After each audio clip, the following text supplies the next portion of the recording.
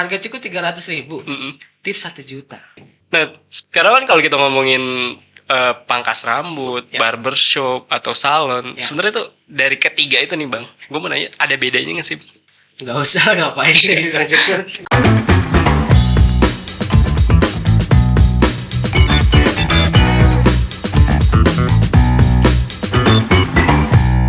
Hey you, selamat datang di UNS Podcast, powered by Damai Putra. Podcastnya kita berbagi cerita seru. Masih dalam rangka memperingati HUT RI yang ke-77 pada tanggal 17 Agustus 2022 kemarin.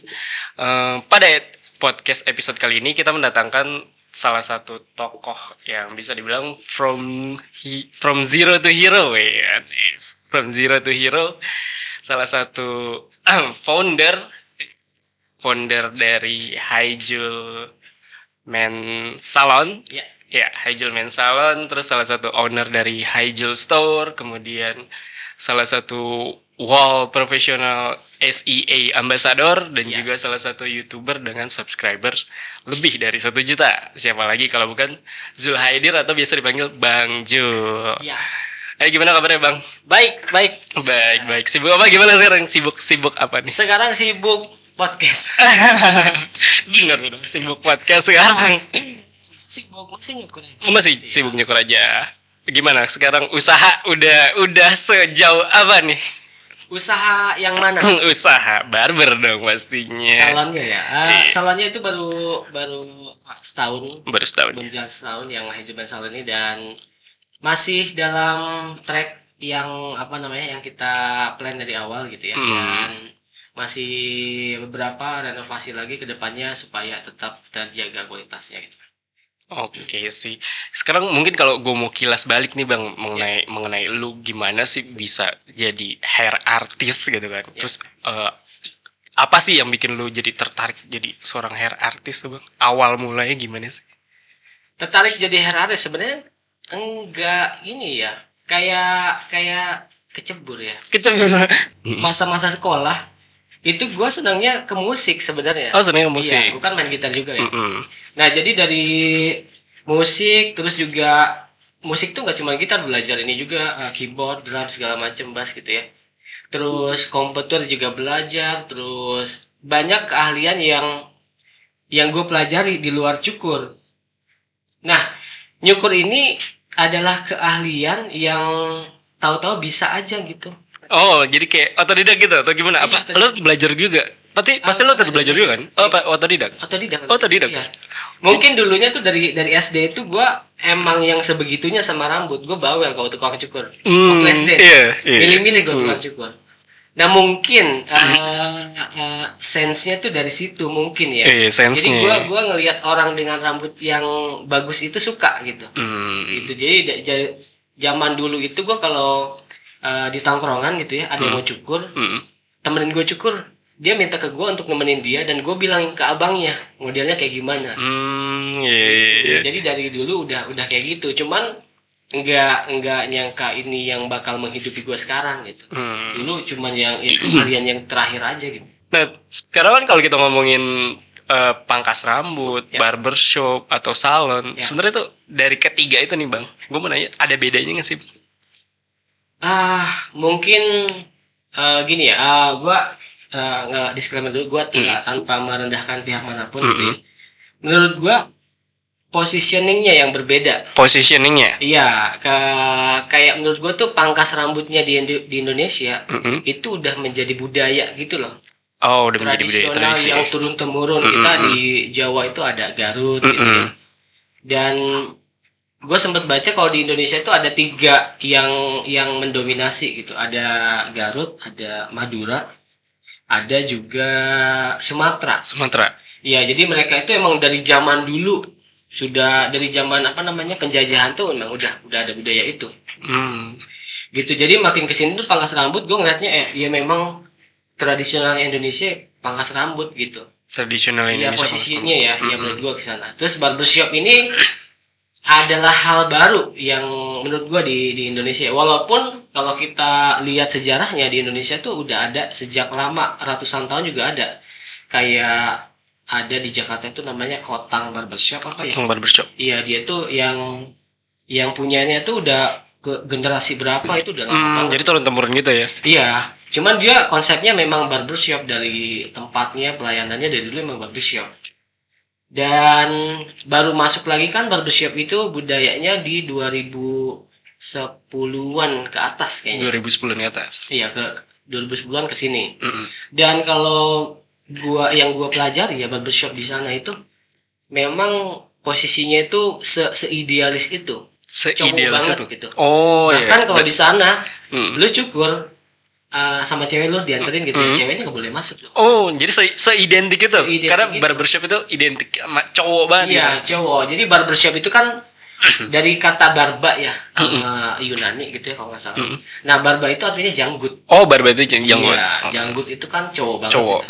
Gitu. Gitu. Jadi yang gue baca tuh sejarahnya gitu, dan dia itu memang seidentik itu si budayanya, bahkan lampu yang merah putih biru. Oh ya, iya, yang itu lampu muter itu ya. juga ada Oh, itu tuh. juga ada sebenarnya. Itu sejarahnya apa tuh? Jadi kalau birunya itu nadi, Heeh. putihnya tuh handuk, merahnya itu darah. Oh, merah itu. Jadi zaman dulu seorang barber itu adalah dokter yang tidak punya sertifikat, tabib lah. kalau Tabib zaman ya. dulu. Dia itu nggak cuma cukur, dia melakukan cabut gigi, bedah kecil, makanya kan kursinya bisa ditidurin. Iya. Terus ada Ada pisaunya. pisaunya. Nah, dulu barber tuh se-identik itu. Identik itu sampai lampu yang muter itu ya. Iya. Jadi dulu tuh abis bedah pakai handuknya itu ini yang gue baca ya ceritanya kayak gitu.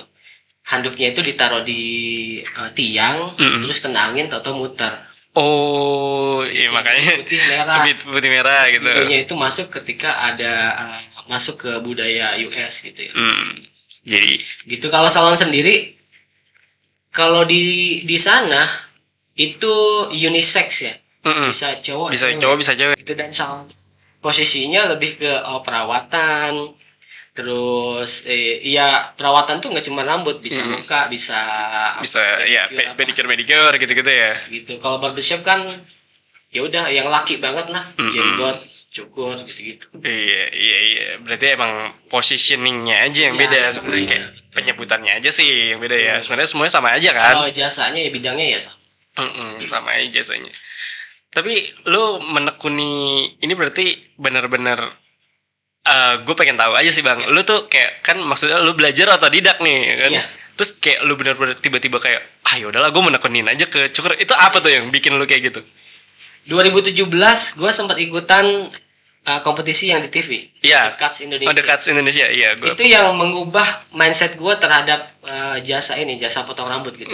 Maksud gue sebelum itu gue melihatnya potong rambut, kayaknya potong rambut ya udah gitu. Iya, gitu aja kan. Kayak ya udah gue nyukur, ada customer dapat duit, ya udah. Kayaknya nggak segimana karirnya gitu ya.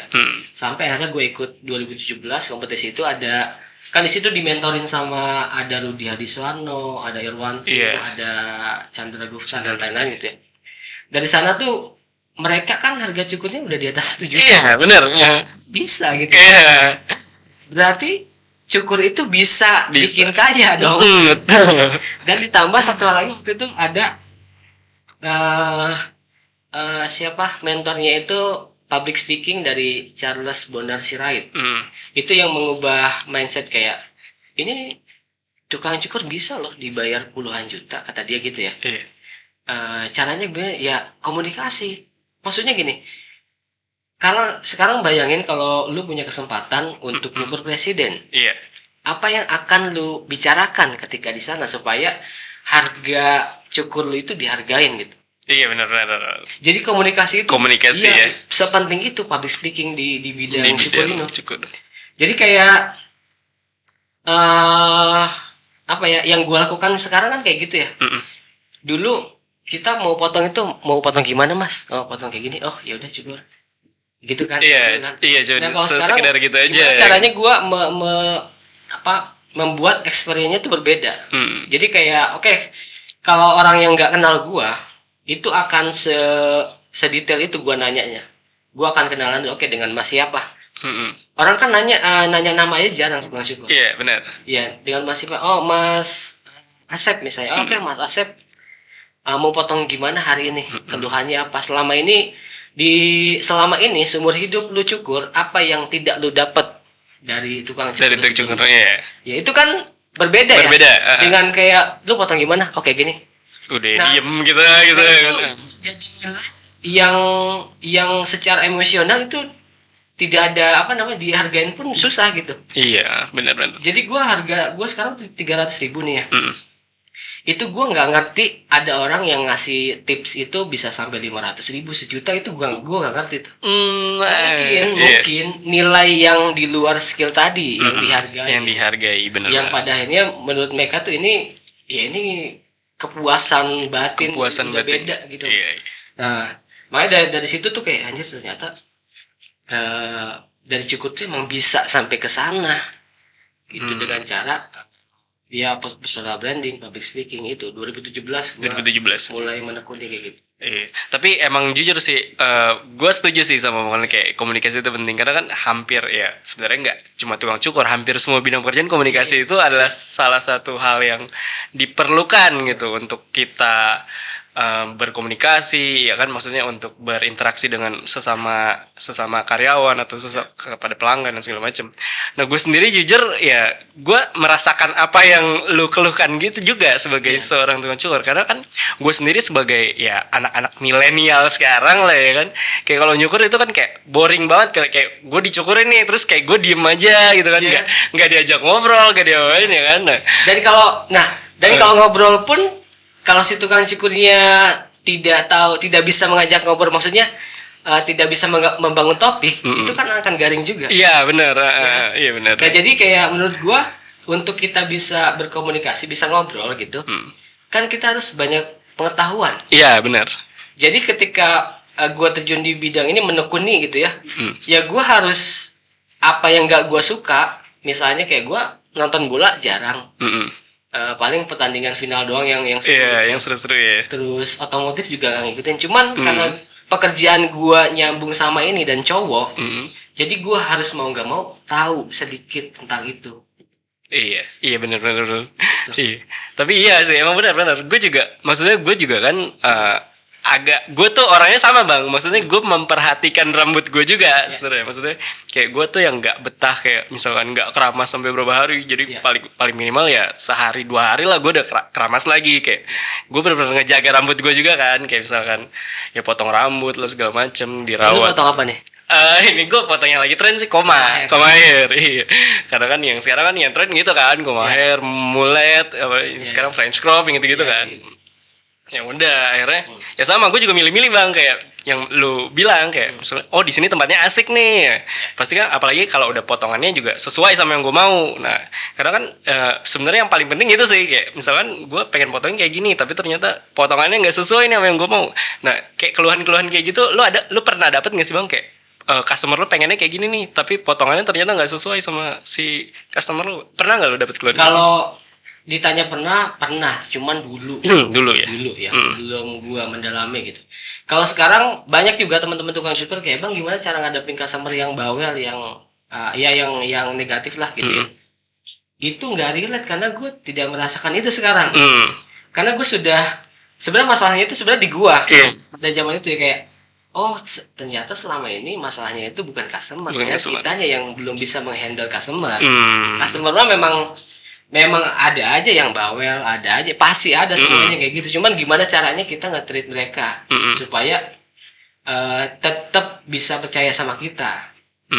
Gitu. Jadi kalau sekarang sedikit banget kemungkinannya ya nggak cocok, nggak sesuai sama intinya. Tapi berarti sekarang yang lu potong nih rambutnya yang di barber lu itu cowok aja apa lu motong buat cewek juga? Sekarang karena konsepnya itu men salon ya, cowok aja sih. Cowok aja. Cuman kalau ada cewek yang potongannya kayak cowok, itu juga terima sih. Itu juga terima. Nah sekarang kan ya lo udah punya barber ya kan, udah punya store buat store-nya si Haijel juga. Itu gimana sih bang cara lo mempertahankan bisnis lo yang sekarang? Ada ininya nggak sih? Mempertahankan ya. Gua nggak tahu yang gimana, yang maksud gua kayaknya yang bikin gue bertahan sampai sekarang itu lebih ke ininya. Gue itu apa ya, rasa empati gue ke customer gitu ya. Iya. Itu tuh gue segitunya, maksud gue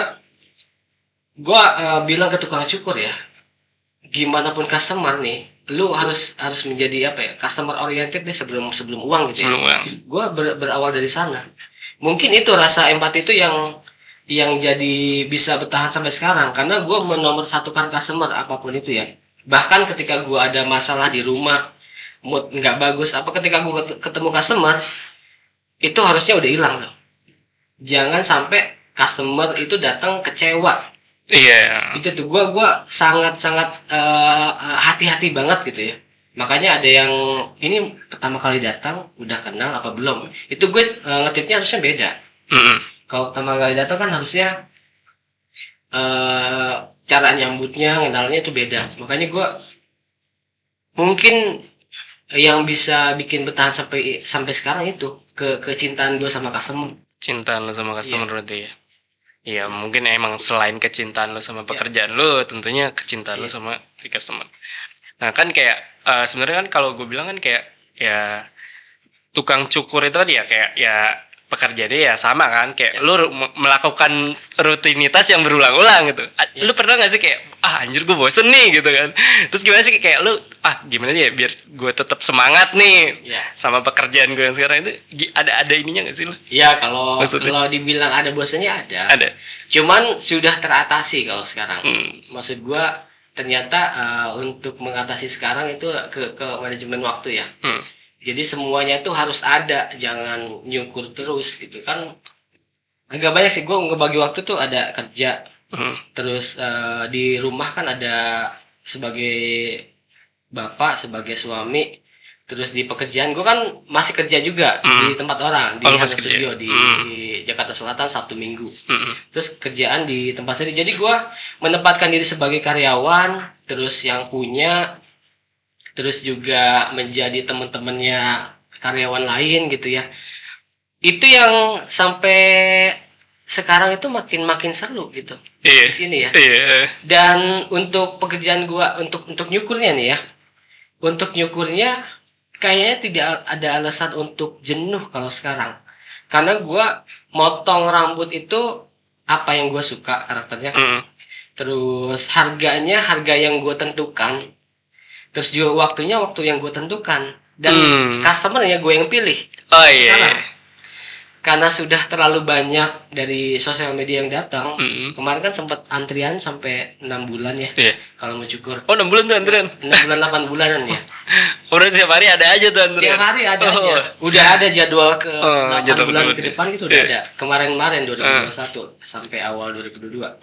Nah, kalau sekarang kan gue buat member supaya gue bisa menyaring orang-orang yang mau langganan sama gue dan cocok sama gue.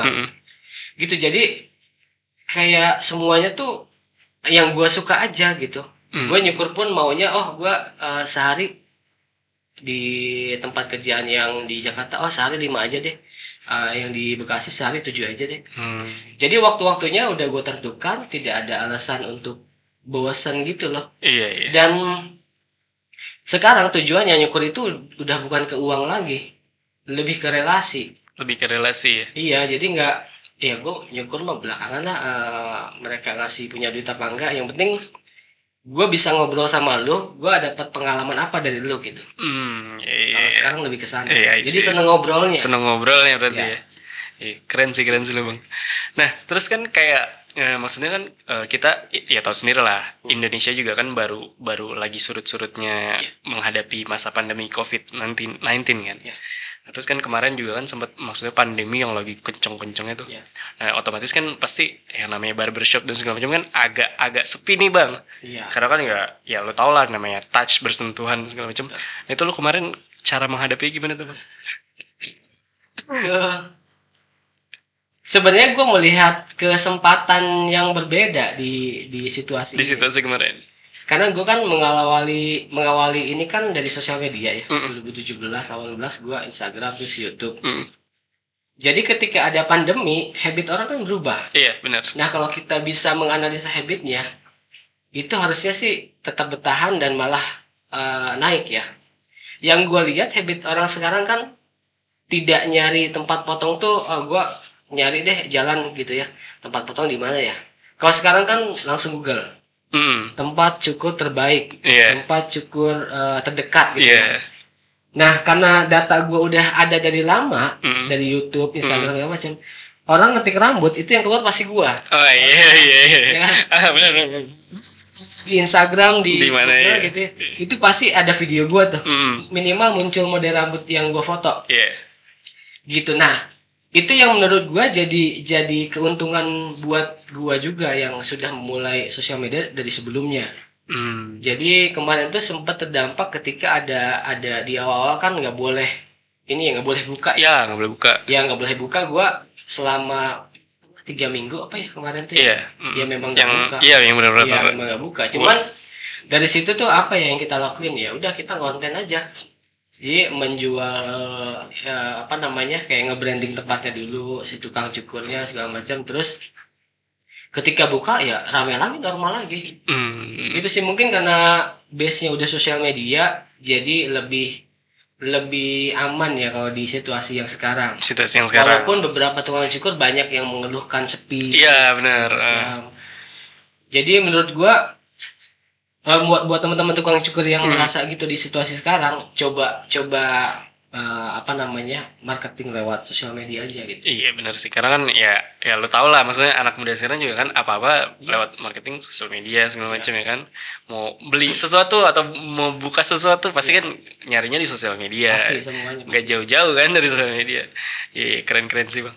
Nah terus selama mengawali masa karir lo nih sebagai tukang cukur profesional ya kan, ada tokoh yang menginspirasi lu nggak sih? Lu punya tokoh yang menginspirasi lu nggak sih?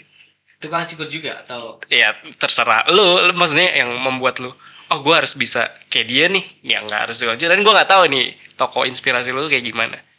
Kayak sosok yang lu kagumin lah gitu, sampai lu bisa jadi sekeren ini kan. Gue bingung nih kalau tanya gitu. Karena apa ya, jarang sekali kayaknya gue menginspirasikan satu tokoh gitu ya. Ada nggak ya? Kayaknya kalau kayak gitu gue melihat banyak sih, maksudnya kayak misalnya kalau di Indonesia ya, orang lihat Deddy Corbuzier misalnya gitu, bikin podcast, lu ngobrol doang, banyak macam. Gue tuh melihat dari sudut pandang yang berbeda. Kayak gue kalau ditempatkan seperti itu, gimana ya ngajak ngobrol orang yang berbeda-beda dari yang bawah sampai atas. Itu kan tidak mudah sekali. Dan gue ngelihat dia tuh dari sulap, terus ke host, terus ke waktu itu ke film, terus baru ke YouTube gitu ya. Kok bisa jadi ini terus ya, di bidang yang dia tekunin saat itu dia maksimal gitu. Nah orang-orang yang kayak gitu kan banyak tuh di Indonesia. Nah gue seneng kayak memperhatikan yang kayak gitu tuh. Bisa ya orang kayaknya memang harus dinamis. Lu ketika misalnya gue dicukur udah mentok nih, gue harus turun lagi tuh kemana nih? Nyari jalan baru lah ya. Jadi benar-benar menempatkan diri di nol dulu di zona yang belum kita tahu nih. Nah yang kayak gitu-gitu menurut gue kayak nge-refresh supaya nggak mentok di satu bidang. Gitu sih gue ngeliat orang-orang yang bisa yang bisa maksimal di dalam bidang apapun tuh, gue ngelihatnya sebagai inspirasi gue sih. Inspirasi gitu ya.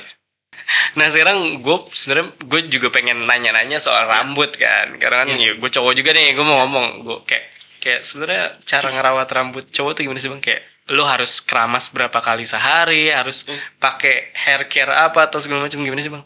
Ya. Ada tips-tipsnya kan sih? Benar. Itu adalah keresahan gue nih. Di Indonesia, cowok itu sudah di boost gitu, diserangnya itu iklan segala macam. Cowok itu nggak perlu ribet. Iya. Tapi gue nggak setuju tuh bang sama itu. Nah itu dia. Gue juga sangat tidak setuju karena banyak cowok yang ngeluh sama gue tentang rambut. Rambutnya ketombean, rontok, kering segala macam gitu. Jadi kayak di sini tuh gue mengedukasi sesusah itu gitu untuk mereka berpenampilan baik di rambut. Sampai ketika gue bilang, oh rambut lu kasar, ya udah pakai conditioner. Ah, conditioner apaan bang? Conditioner. Cara makainya pun nggak tahu mereka. Maksud gue, segininya gitu di Indonesia timpangnya penampilan cewek dan cowok. Iya. Jadi kayak yang standar ya, yang standar kan itu kan ada sampo, conditioner dan tonik ya. Tonik. Ya serum gitu ya. Jadi samponya untuk membersihkan, conditionernya untuk melembutkan. Nah, hair tonic ini serum ini untuk memperkuat akar Tonik supaya nggak rontok. Nah, ini juga beda lagi nih. Cowoknya ini rambutnya tipe yang kering atau yang basah, yang lembab. Kalau kering jangan terlalu sering sampoan 3 hari atau 2 minggu tuh seminggu tuh 2 atau 3 kali aja gitu. Nah, kalau lembab berminyak itu nggak apa-apa setiap hari. Nah, kalau conditioner ini ngikutin. Conditioner kan untuk menjaga kelembaban ya. Jadi bisa dipakai setelah sampoan itu. Nah, hair tonic sama vitamin yang jarang sekali kesentuh sama cowok nih. Iya. Padahal kan rontok itu kan masalahnya di akar. Nah, hair tonic itu untuk memperkuat akar. Sisanya yang terakhir itu menutrisi batang. Batang itu bisa vitamin, masker, gitu ya. Jadi dipakainya itu di batangnya aja. Itu. Yang paling simpel minimal punya 3 lah. Minimal punya 3 ya. Sampo, conditioner sama hair tonic. Itu buat tips buat para cowok juga sih sebenarnya kan, kalau jaga rambut itu penting. Nah, terus mengenai potongan rambut bang, gue kan pengen nanya nih, maksudnya kalau bener gak sih kalau potongan rambut tuh harus menyesuaikan muka juga gitu, kayak misalnya muka lo bentuknya bulat nih, berarti cocoknya potongan rambutnya kayak gini kan? Ya maksudnya penampilan itu kan orang beda-beda kan. Nah, menurut lo itu harus gak sih bang? Kayak maksudnya lo kalau motong rambut tuh harus disesuaikan juga sama penampilannya si orang yang mau dicukur. Kalau keharusan menurut gua enggak. Kalau benar apa enggak, kadang-kadang bisa benar. Iya. Gitu. Jadi menurut gua the next levelnya tukang cukur. The next levelnya cukur rambut itu menyesuaikan karakter. Menyesuaikan karakter. Maksud gua, misalnya lu seorang aktor gitu ya. Apakah dia nyamain lagi ke bentuk muka atau enggak? Enggak. Biasanya mereka karakternya apa nih di film itu? Oh yaudah, gue buat rambutnya kayak gini ya supaya sama karakternya. Nah, tanggung jawabnya lu harus buat rambutnya itu cocok sama karakter lu. Jadi orang tuh ngelihatnya cocok. Karena kalau menurut gue kalau semuanya berpatokan sama yang kayak muka gitu, muka kan nggak berubah ya. Iya. Sedangkan tren rambut berubah. Iya benar. Ya kan? Kalau lu berpatokan sama muka, muka lu bulat, cocoknya potong quiff gitu ya. Akankah seumur hidup lu potong quiff gitu? Iya benar. Kan pengen coba. Pengen coba yang lain gitu. Iya. Coba yang bang. Ya, cukup juga ya. Jadi si tren rambut ini sebenarnya mengubah mindset. Ketika ada orang yang misalnya komaher nih, 4 tahun lalu komaher apaan? Iya benar. Apaan sih potong belakang gitu? Sekarang semua kayak gitu. Ada kayak gitu. Jadi ketika ada satu yang mencoba anti mainstream, gue nyoba potongan komaher lah supaya berubah. Ini awalnya satu orang ini nih, itu akan dibilang nggak cocok dulu tuh. Potong apaan lu belah tengah? Jadi zaman gini lu potong belah tengah. Kayak zaman jadul gitu. Nah, tapi ketika dia tanggung jawab sama karakternya, dia pakai terus dia nyaman, orang tuh lama-lama kan, lu keren juga ya pakai potongan ini ya. Terus iya. akhirnya menjadi tren, orang-orang ikut semua berubah. Oh, jadi harusnya gitu ya? Harusnya kayak gitu. Cara mengubah model rambut tuh kayak gitu. Mengubah tren rambut kayak gitu. Oh, jadi gitu ya. Harusnya tuh dari satu orang dulu nyoba nih kayak gimana potongannya. Biasanya satu orang ini akan dicengin dulu tuh. Ya kan, kalau aneh sendiri dicengin. Iya benar. Iya sih. Cuman enaknya sekarang banyak ininya karena sosial media gitu ya. Banyak. Jadi model rambut tuh tidak hanya 1, 2, 3 aja. Ada influencer, ada bahkan entah siapa ini orang, cuman kok rambutnya oke ya. Akhirnya diikutin. Enggak cuman melulu musisi, aktor atau seleb gitu kalau sekarang. Nah, sekarang gue mau nanya lagi nih bang. Apa sih faktor yang menentukan kesuksesan barbershop sekarang? buat Bang Jul? Kesuksesan barbershop sekarang Mm-mm. kayaknya balik lagi ke yang tadi. Balik yang tadi. Ke kecintaan sama customer ya. Sama customer. Karena kebanyakan gue melihatnya tukang cukur ini apa ya? Gue pun dulu merasa ada di titik itu. Merasa sombong dengan keahlian gue. Maksud gue kayak gue bisa cukur, lu kalau gak ada gue enggak, lu gondrong, lu jelek gitu. Merasa kayak gitu. Gue pernah merasa kayak gitu. Maksud gue sekarang kayaknya harus melihat ini deh, kayak lu kalau nggak ada customer, nggak yang ngasih duit customer gitu. Nah, banyak tukang cukur termasuk di lingkungan gua yang masih merasa kayak yang gua rasain yang kayak tadi tuh. Merasa skillnya itu segalanya gitu. Iya. Padahal kan harus saling ya. Lu gimana kayak gitu kalau ngejual ngejual jasa kayak gini tapi lu sombong gitu. Menurut gua ya. Jadi untuk apa tadi? Faktor kesuksesan. Faktor kesuksesan. Iya. Barbershop lu. Ya, jadi itu dia balik ke cintaan customer sih. Kita kan sebenarnya pada akhirnya ya bidang tukang cukur ini adalah bidang customer service. Iya benar. Pelayanan customer ya. Pada akhirnya ya yang bikin balik lagi itu adalah pelayanan lu. Servisnya lu, bukan hasilnya ya belakangan hasil lagi. Pada akhirnya tuh lu orang yang bagaimana, lu melayani orang tuh bagaimana, lu cara ngobrol sama yang bawah terus sama yang itu gimana. Pada akhirnya yang dihargain itu yang bikin balik lagi. Yang gue rasain sekarang tuh kayak gitu tuh. Hasil lu mau the best gitu ya, lu mau juara 1 dunia tukang cukur gitu ya. Cukur ya. Customer nggak butuh itu. Iya. Nggak butuh, dia nggak butuh yang gimana. Mereka butuhnya yang sesuai karakternya dia, kesehariannya dia, nggak susah untuk stylingnya, dan dia merasa cocok, udah itu aja. Yes. Itu yang menurut gue banyak dilupakan sama teman-teman tukang cukur.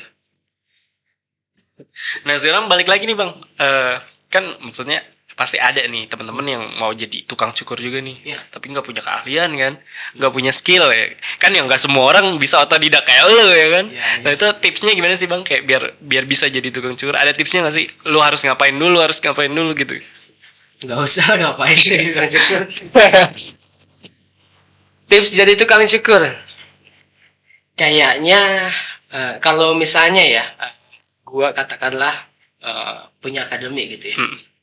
Mungkin basicnya banget itu akan belajar akan belajar service ya, pelayanan mungkin ya.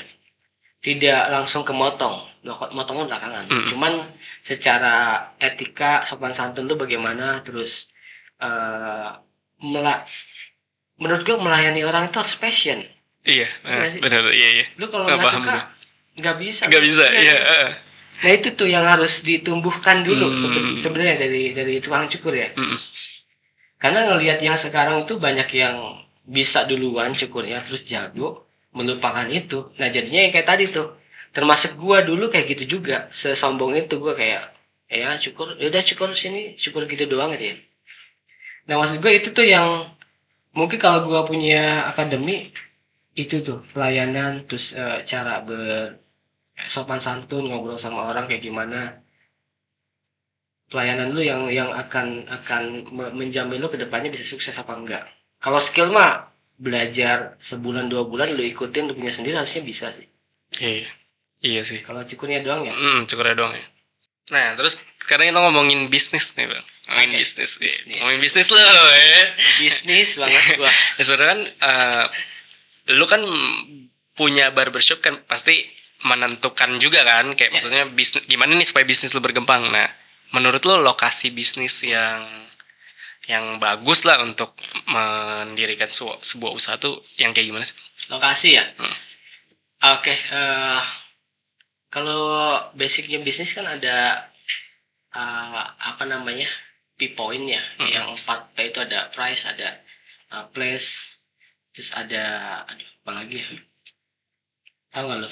Sisanya apa lagi? Ada 4 tuh. Ada location, people, place. Iya.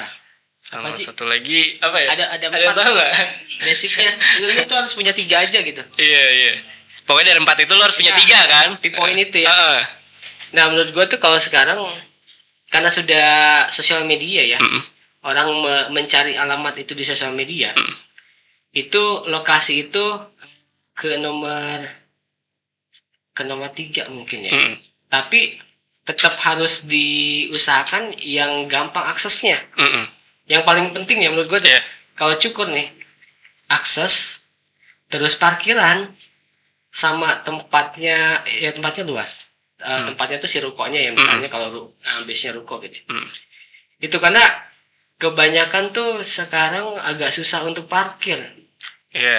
Jadi kalau mau cari-cari ruko tempat gitu ya, minimal kalau gue biasanya gue cari jalannya itu yang empat bisa untuk 4 mobil supaya luas. Terus ada parkirannya lagi. Sama deket tol. Ya. Iya, itu pasti sih. Maksudnya Sosial media kan seluas itu.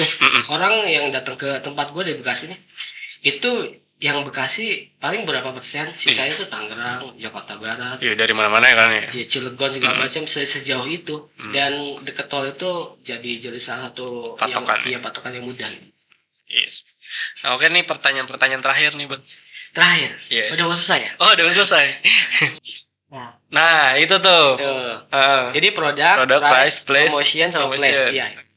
Pokoknya dari antara 4 itu tuh, produk, price, kalau promotion, produk harus punya 3. Kalau produk tidak bisa diganggu tuh, produknya memang harus bagus kualitasnya. Terus price lo habis itu promotion, habis itu kan place ya. Yes. Ya, intinya lu harus punya 3 lah ya, dari 4 minimal itu. 3 supaya bisnisnya bagus. Nah, oke, terakhir nih Bang, kayak tips-tips buat teman-teman nih yang tertarik menekuni dunia percukuran. Tips dari lu apa nih? Tips buat teman-teman yang mau nekunin dunia percukuran nih. Nah, yang tertarik sama dunia percukuran. Tips dari gue ya. Harus gimana nih mereka nih? Harus gimana? Kalau harus gimana balik kayak yang tadi ya, customer. Cuman mungkin ini ya, buat teman-teman yang merasa ini stuck gitu ya, nyukur gini doang. Tau gak? Ada yang ngasih tips gue itu 2 minggu sekali 1 juta. Wih, gila. Selalu.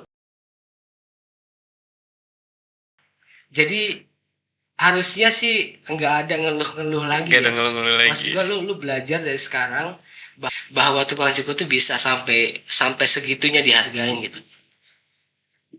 Itu bahkan kebayangannya kayak lu potongin presiden pun bisa kalau lu memang levelnya sampai ke sana ya. Jadi belajar lagi lebih dalam supaya si kualitas dirinya gitu ya itu bisa sampai ke sana.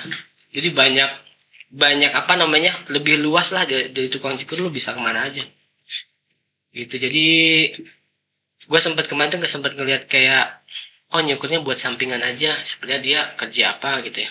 Wah, sayang banget. Mereka tuh ngira ya cukur tuh nggak seberapa gitu, sedangkan di sini gue udah ngulik kemana-mana dan segitu luasnya cukur, apalagi relasi ya. Gue ketemu orang kayak misalnya nyukurin Arif Muhammad, di mana orang-orang tuh pengen ketemu dia untuk ngobrol tentang masalah bisnis apa segala macam. Gue nyukurin dia ke rumahnya, ada waktu 1 jam ngobrol, gue bisa ngomong apapun dan gue punya kesempatan itu kesempatan tidak bisa banyak orang dapatkan gitu kan. Iya, itu mahal sekali loh di sini. Mahal. Berarti lu sering dong nyukur artis-artis gitu ya? Sering.